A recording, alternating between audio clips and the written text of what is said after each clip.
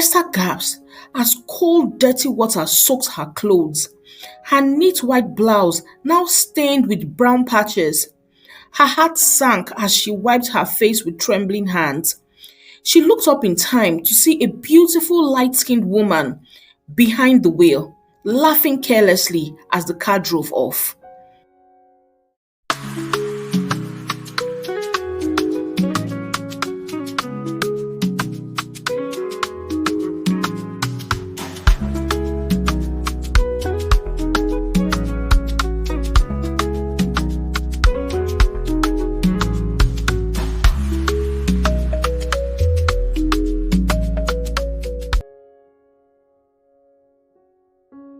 The streets of Port Harcourt woke up early as always.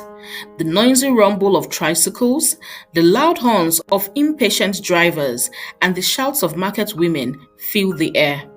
Water from last night's heavy rain still gathered in the gutters, forming small ponds of muddy water along the roadside. Esther walked quickly, her heart racing with excitement and anxiety. Today was her first day at JTech Oil Services, one of the biggest oil and gas servicing companies in the city. It wasn't her dream job, far from it. She would be working as a cleaner, but in a place like JTech, where the wealthy and powerful did business, it felt like a small step closer to something better. Her mother always said, "It is not how you start, it is how you finish." That thought alone kept her going, even as her faded shoes soaked in the puddles along the sidewalk. Just as she approached the major intersection near the company gate, a black Mercedes-Benz with tinted windows sped through a puddle, splashing filthy muddy water all over her. Esther gasped as cold, dirty water soaked her clothes. Her neat white blouse now stained with brown patches. Her heart sank as she wiped her face with trembling hands. She looked up in time to see a beautiful light-skinned woman behind the wheel, laughing carelessly as the car drove off. In the passenger seat sat a man, tall, broad-shouldered, dressed in an expensive suit. His frown was obvious even from a distance. He looked like he wanted to say something, but the car disappeared down the road before he could act. Esther stood frozen, humiliated and angry. She clenched her fist, blinking back the tears. "These rich people," she muttered under her breath. "They think the rest of us are nothing." She shook off the embarrassment and continued walking. What choice did she have? Her life didn't stop for anyone, certainly not for some arrogant billionaires in flashy cars. Inside the Mercedes, Joseph Smith's face darkened with frustration. His fiancée, Vivian, had once again shown the side of herself he hated the most: entitled, arrogant, careless. "Vivian, you can't do that," Joseph said, his tone low but sharp. "Did you see how soaked that poor girl is?" Vivian scoffed, flipping her coily weave over her shoulder as she applied lip gloss. "Oh, please, Joseph. She's probably used to that. Do you know how many of them beg on the streets? You can't help everybody." Joseph clenched his jaw, fighting the urge to argue further. He had learned that trying to reason with Vivian was often a waste of time. Their relationship had started with so much promise, love, shared ambitions, and the merger of two powerful families. But somewhere along the line, the love felt forced. Vivian's father, Chief Williams, was a business tycoon with multiple companies, and their engagement was as much a business deal as it was a personal relationship. Still, Joseph had hoped there was more. Lately, though, he wasn't so sure. Unknown to him, fate had just crossed his path with Esther in the most unexpected way. By the time he walked into his office later that morning, the memory of the drenched girl haunted him, her eyes filled with pain, anger, and quiet pride. It refused to leave his mind. Esther stood outside the grand glass building of JTech, her heart pounding in her chest. The place looked even bigger up close. Polished floors, tall glass walls, and security men everywhere. Important looking men and women in sharp suits walked in and out, their heads held high, their expensive perfumes filling the air. She adjusted her simple uniform, clenching her cleaning supplies with shaky hands. This was her chance. She couldn't mess it up. Not for herself, not for her sick mother waiting at home, definitely not for the little dreams still alive in her heart. Inside, the HR assistant gave her quick instructions. Don't make noise. Don't look at the executives funny. Just clean and disappear. The woman snapped, barely sparing Esther a glance. Esther nodded, swallowing her pride. It wasn't glamorous, but it was work. And work, no matter how small, was better than begging on the streets. The day dragged on, and by evening, Esther's back ached from mopping floors and wiping glasses. She was exhausted but determined to finish her task. As she entered the staff elevator to leave, the door had almost closed when a hand shot out to stop them. She looked up and her heart skipped. It was him, the man from the car. He stepped in, adjusting his suit, looking every bit as wealthy and powerful as she expected. Their eyes met, and recognition dawned on both their faces. You, Joseph said softly, his brows raised. You work here? Esther's face hardened. She hated how embarrassed she felt, standing there in her cleaner's uniform with muddy water stains still faintly visible on her shoes. Yes, she replied flatly. Today is my first day. Joseph's expression softened with regret. About this morning. I tried to stop her. I'm sorry. Esther shrugged, avoiding his eyes. It's fine. I'm used to it. But inside, her heart burned. She didn't trust rich men. And this one, no matter how handsome or polite, was no different. As the elevator descended, an awkward silence filled the space. Joseph couldn't help but notice the quiet strength in her posture, the fire behind her eyes. It unsettled him and it intrigued him. Days passed, but fate kept throwing them together. Joseph found himself noticing Esther more and more, the way she carried herself with quiet dignity despite her job, how she never begged or sought attention. She was different, and that difference pulled him in, even when he tried to resist. Esther, on her part, did everything to avoid him. She hated the feeling of being noticed, especially by a rich man who probably pitied her. But deep down, she couldn't deny his presence made her heart race, and that scared her. One rainy evening, everything changed. Esther waited by the roadside, holding her handbag as every raindrops poured down. She needed to catch a tricycle home, but they were all full. Just as she finally got one, she spotted Joseph's car parked awkwardly by the roadside, hazard lights blinking. He stood beside it, drenched, his expensive suit now sticking to his body. She asked the tricycle driver to pull over and she walked towards him. Car trouble? She said, her voice teasing.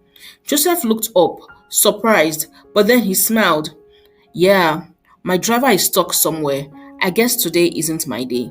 Esther laughed, unable to hide her amusement. It felt strange seeing a rich man looking normal. There's space in my tricycle, she offered, pointing to the parked tricycle. Are you sure? I don't want to ruin your street credibility, Joseph joked, making her laugh even more. They entered the tricycle together, and as the ride bumped along the road, they talked. They really talked. For the first time, Joseph saw beyond her uniform. Esther shared stories about her life, losing her father at a young age, struggling to care for her sick mother, fighting to survive in a harsh world. Joseph listened, truly listened, without judgment. He shared his own struggles, the pressure of running his father's empire, the emptiness of wealth without peace, the loneliness that came with power. By the time they reached her street, something had shifted. The walls between them had cracked. The tricycle ride, simple and unexpected, had broken the ice. They both knew it, though neither dared to say it aloud. From that day, things changed. Their friendship grew, slowly but surely. Joseph found himself looking forward to their small talks, her laughter, her fierce honesty.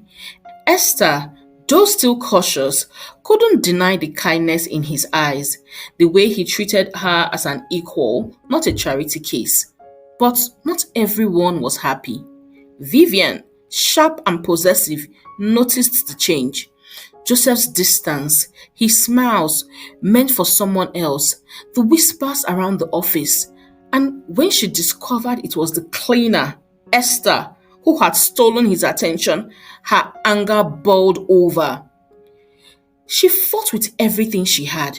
She bought Joseph expensive gifts, organized private dinners, and showered him with attention. But love cannot be bought, and Joseph's heart had already drifted away. Frustrated and desperate, Vivian turned dangerous. If love couldn't win, fear would. She paid some street boys to teach Esther a lesson, scare her, rough her up, and make her leave town. But the plan spiraled out of control.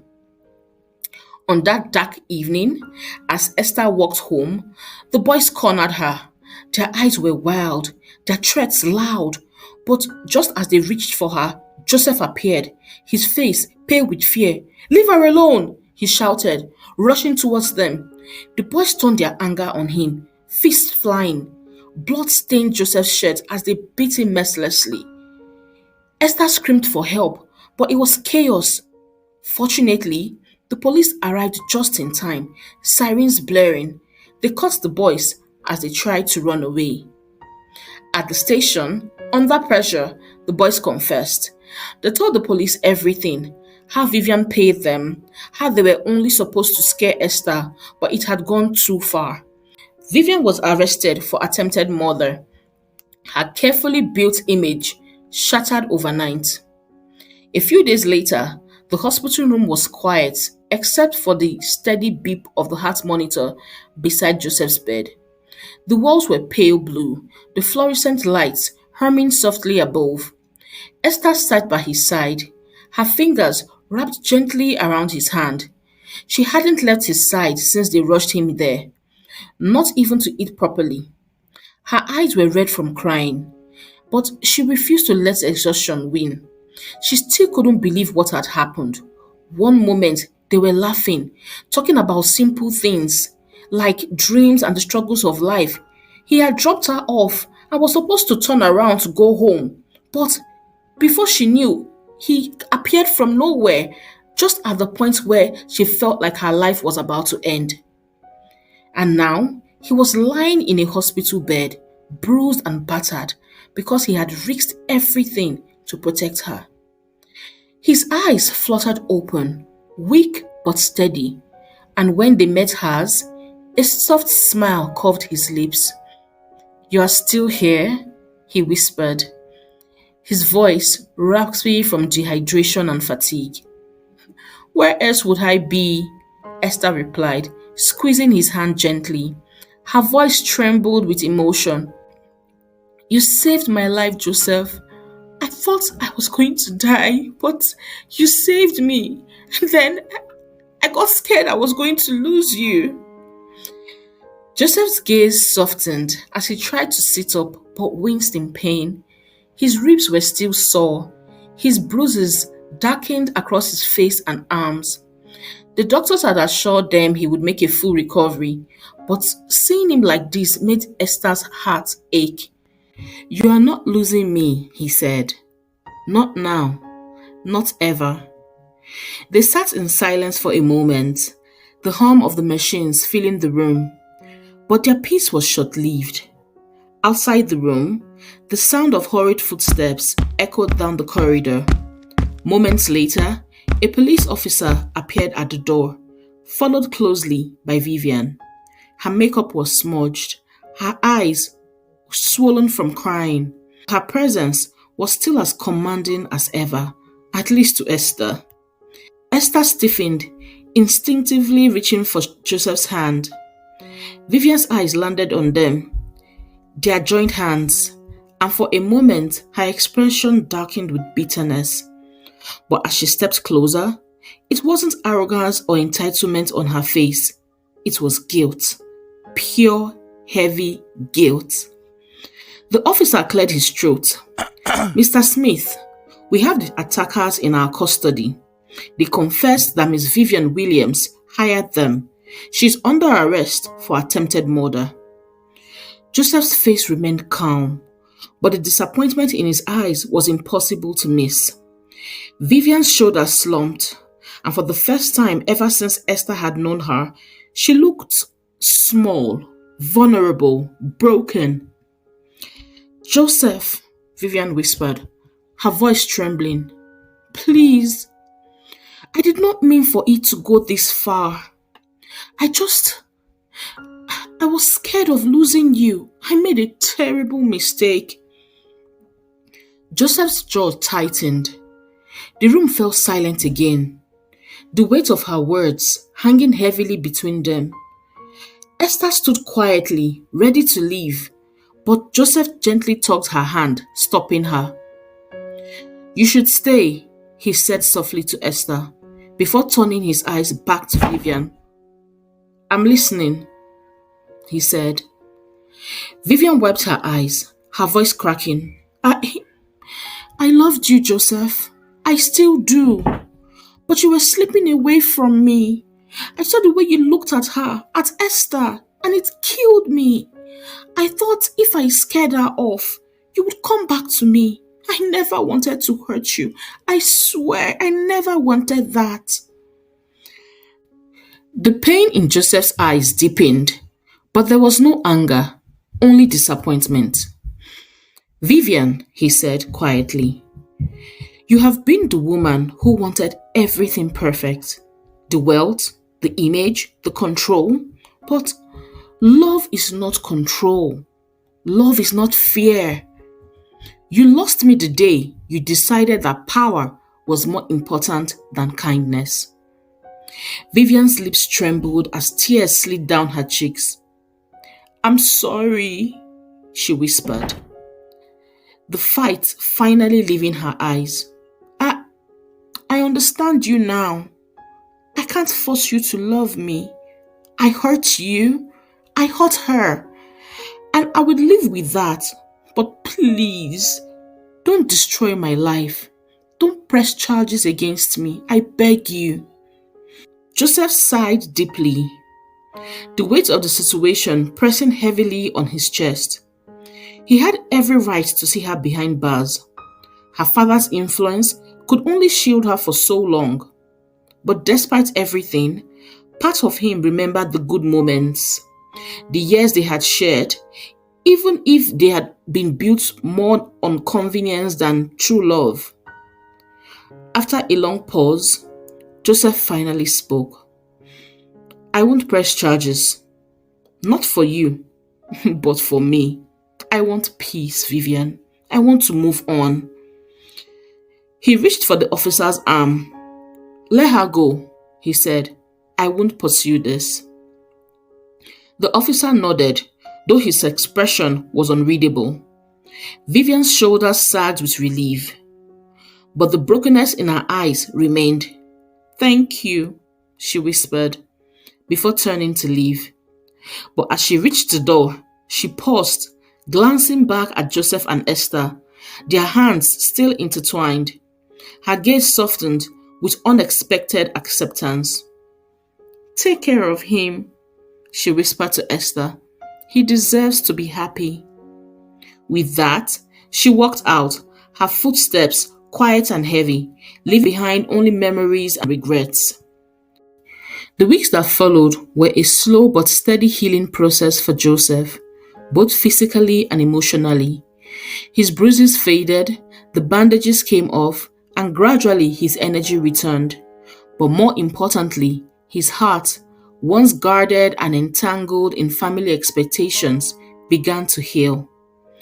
During his recovery, Esther never left his side. She cooked for him, teased him when he got restless, and made him laugh even when the pain was unbearable. Their bond deepened beyond friendship. They shared their fears, their past hurts, and their dreams for the future. One cool evening, as they sat on Joseph's apartment balcony overlooking the Port Harcourt skyline, the city lights sparkling below, he took her hand in his eyes searching hers with quiet determination. "I never believed I would find peace again," he began, his thumb gently stroking her fingers. "Not with all the chaos surrounding my life, the expectations, the scandals, but you, Esther, you brought peace into my world." Esther smiled, her heart swelling with emotion. "I never expected to fall for a billionaire," she teased, her eyes glistering with unshed tears. "Especially one who splashed me with muddy water on my first day at work." Joseph chuckled, his deep laughter warming the cool night air. "Well, technically, that was Vivian's fault," he reminded her playfully. Esther giggled, leaning her head on his shoulder. They sat there in silence for a moment, wrapped in the quiet comfort of each other's presence. The city buzzed below them, but up here, it felt like their own little world, safe, untouched by the noise and drama. Suddenly, Joseph reached into his pocket and pulled out a small velvet box. Esther's eyes widened in surprise as he opened it to reveal a simple, elegant ring that sparkled under the soft moonlight. "I don't want to lose you," Joseph said, his voice steady and sincere. "Not now, not ever. I know our story hasn't been perfect, but I love you, Esther. Will you be mine? Completely?" Tears swelled in Esther's eyes as she looked at him, her heart pounding with joy and disbelief. She thought of all they had been through, the muddy water, the misunderstandings, the tricycle ride that changed everything, Vivian's jealousy, the attack, the hospital, the long talks, the laughter, the love. And she knew her answer. "Yes," she whispered, her voice shaking with emotion. "Yes, I'll be yours, completely." Joseph slipped the ring into her finger, his smile brighter than she had ever seen. He pulled her into his arms, holding her close, their hearts beating in sync. And as they sat there, wrapped in love and quiet promises, they both knew their journey wasn't over. There would still be challenges, still be whispers from society, still be people who doubted them. But together, they had already survived the worst. And together, they would build something stronger, something real. For the first time in the noisy, unpredictable city of Port Harcourt, Joseph Smith, the billionaire CEO, and Esther, the girl who once hated him for splashing her with muddy water, had found what money, status, and power could never buy. They had found true love.